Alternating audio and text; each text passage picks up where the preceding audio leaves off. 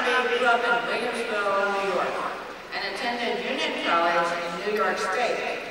He came to Hawaii in September 1959, a month after State Day, to be a teaching assistant at UH Manoa, where he earned a master's degree in sociology and later a PhD in American Studies. To support himself as a graduate student, he worked as a waiter at Chuck's Steakhouse in Waikiki, a lawyer desk clerk, let's see some others literature, at the Central YMCA, a custodian at Mother Rice Preschool, a construction apprentice program director, an elementary school teacher, and a college lecturer. Truly worked hard in many venues. Now, Neil Abercrombie's path in elected office began with election to the State House representing Manoa in 1974, and then took him to the State Senate from 1979 to 1986. Among his many legislative achievements, he has helped establish the award-winning Healthy Start program for at-risk mothers and children. He was elected to serve on the Honolulu City Council in 1988, and 2 years later won election to the U.S. Congress, where he represented Hawaii's 1st congressional district for 20 years. Last year, the voters of Hawaii elected Neil Abercrombie to bring a new day in Hawaii as our governor. It is my honor to welcome back home to UH Manoa and present to you Governor Neil Abercrombie.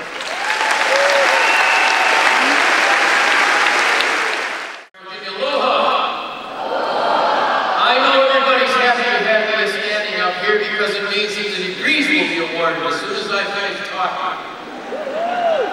I was just listening to that introduction. I was very, very pleased to hear it, but I was trying to consider how far I've fallen since those days. I did come in 1959 in the last century here to the University of Hawaii. This is a tremendous thrill for me. I hope you can feel it. I certainly feel it. I hope you can feel the vibrations coming from me right now. To have been here at the University of Hawaii as a graduate teaching assistant in the sociology department. Let's hear it for all the sociologists in the place. Yeah, thank you very much. I'm a living example of affirmative action and small group dynamics at the present time. Thank you very much for the scattered applause for sociology. It meant the world to me. Yeah, there was a new day for the United States in 1959 with the emergence of Hawaii as the 50th state. There was an adventure in diversity that was about to take place in the United States. An adventure we could not at that time foresee. It was that fall in 1959 when I met Barack Obama Sr. and Stanley Ann Dunham, and was introduced in a very short time to a little baby that was born August 4th, 1961 at Kapiolani Hospital. I can assure you of that. I'm a witness.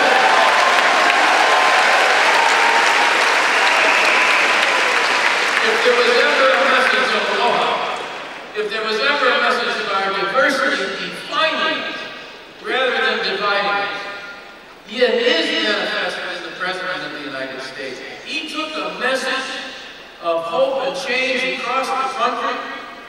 He took a message of our diversity defining us here in the Aloha State and the Rainbow State, our state of multicultural, multi-ethnic, multi-religious, a multi-rainbow of aloha across this country and in fact across the world. And that message still resonates today. That's the message that this class can take forward. That our diversity still defines us. We are not divided in it. And we have the opportunity as a result to follow through on what our species has as its most unique quality. Represented here today in this graduation. Yes, there are other species in the world. There are families, gorilla families, the whales, others. They communicate with one another. They have communities of interest. But only our species reflects on itself. Only our species has the capacity to to accumulate knowledge, and to pass that knowledge on, and then to create knowledge. Open new vistas to ourselves. That's what the university is all about. That's what these degrees are today. And we can say, well, why come today? Why faculty come today? Why are you here? You didn't have to be here. This is a ritual. It's not the only ritual. There was one this morning. In fact, some of the regents and the administrators are sitting here saying, do I have to come again this afternoon? Didn't I already do this morning?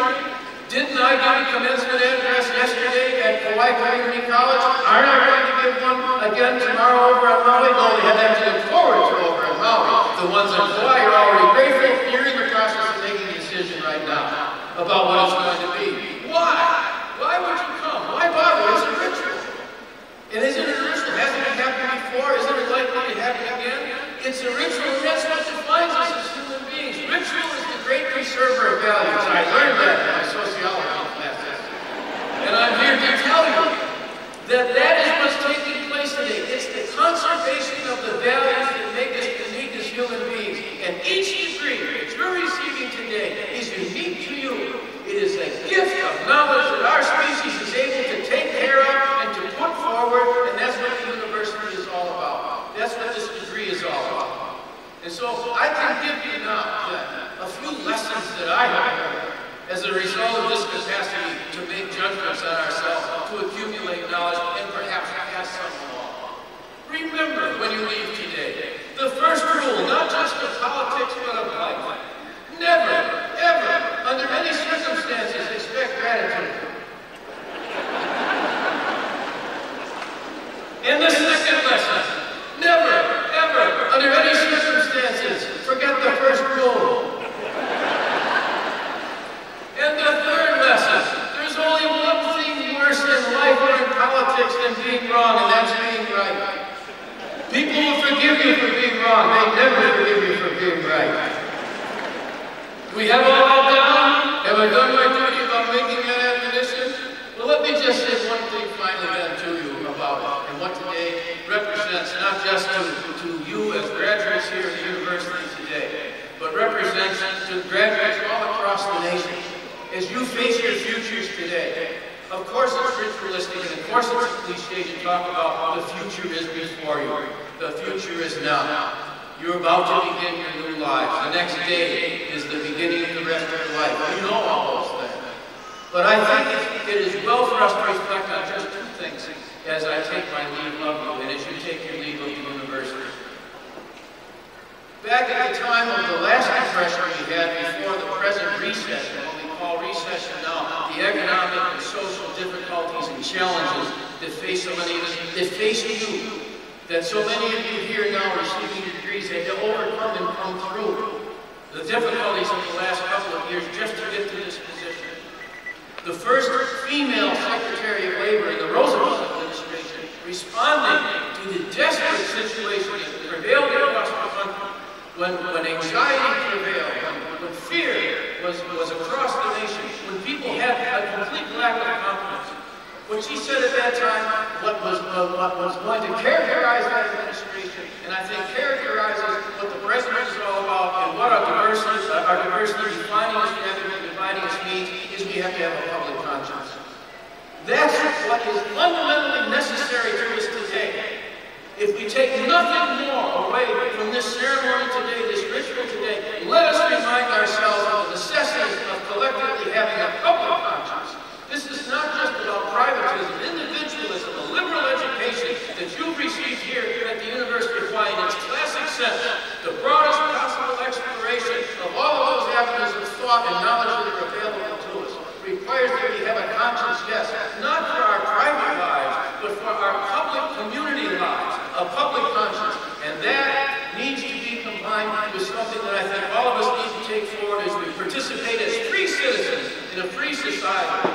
The kind of thing, the admonition that came to us from my spiritual mentor, a man named Dietrich Bonhoeffer, who on April 9th, 1945 was executed in a prison in Nazi Germany for his resistance, a pacifist Lutheran minister for his resistance and association with people who were seeking to assassinate Adolf Hitler. It is time of a philosophical discussion today that I can share with you to explore what went through Dietrich Bonhoeffer's mind to take him from a pacifist, loving, compassionate man to think that he might be associated with people trying to kill another human being.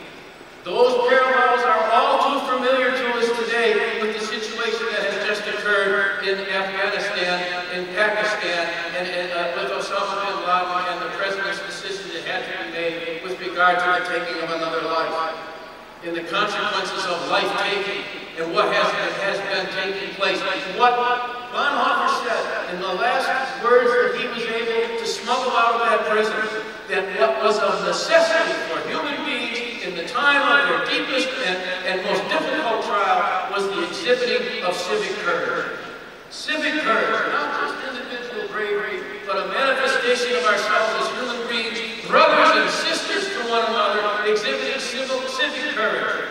And so I leave you today saying this: if only this, the University of Hawaii, and the degree that has been to be given to you today, symbolizes and represents to you and to Hawaii and to the world, is a public conscience and civic courage, I know you're worthy of it.